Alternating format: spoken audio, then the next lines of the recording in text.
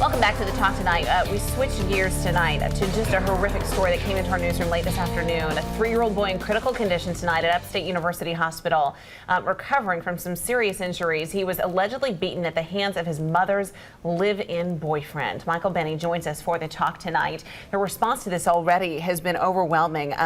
The comments that people are making online, you can't even wrap your mind around a story like this. No, the comments online are as inflammatory as the story is, which is sort of why we wanted to talk about this. At least I wanted to talk about this tonight, because I think particularly on social media, on Facebook, people react to this with their gut. It's visceral. And it's heartening, I think, for those of us of good conscience to see people reacting to this story in that way. This is not in any way okay. Oh my gosh, it is just horrible. And so it brings us to the question, should you need a license to be a parent? It's something every time we hear about a story like this, people always bring up, you need a license to drive.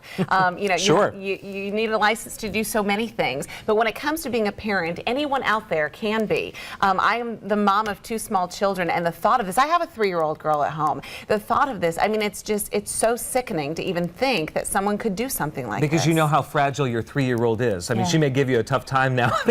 Olivia can be a tough cookie, I know, but you know how fragile a 3-year-old child's body is. And to think that this child was found in and out of consciousness, according to the Onondaga County Sheriff's deputies who were first on the scene there on Thompson Road last Friday.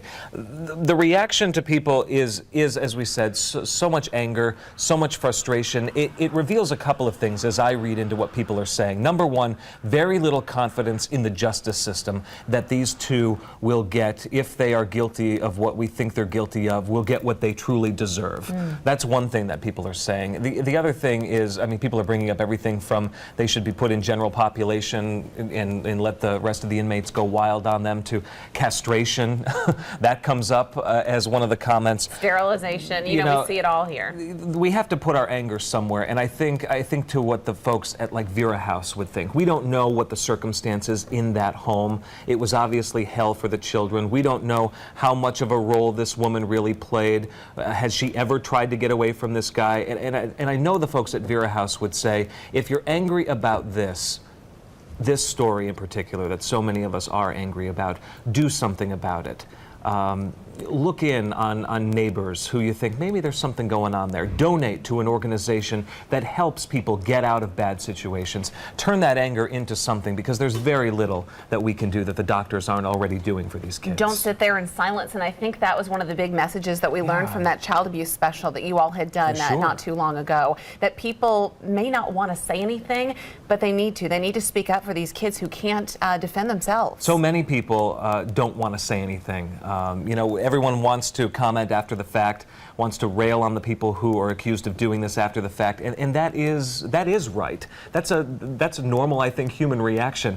It's that interim period where a neighbor says, boy, that kid's been screaming at the top of their lungs for 2 hours now. There must be something weird going on over there. Did someone not say anything? You don't want to blame anyone for not stepping in, but it's worth pointing out in this situation that we all need to have our eyes peeled. I remember holding my babies in the hospital, knowing they were going to go home to a good home, and wondering, were there other kids out there who wouldn't be? Well, the answer is yes. Michael, thank you so much. You are always invited to join in the conversation on our Facebook page. Leave your thoughts there.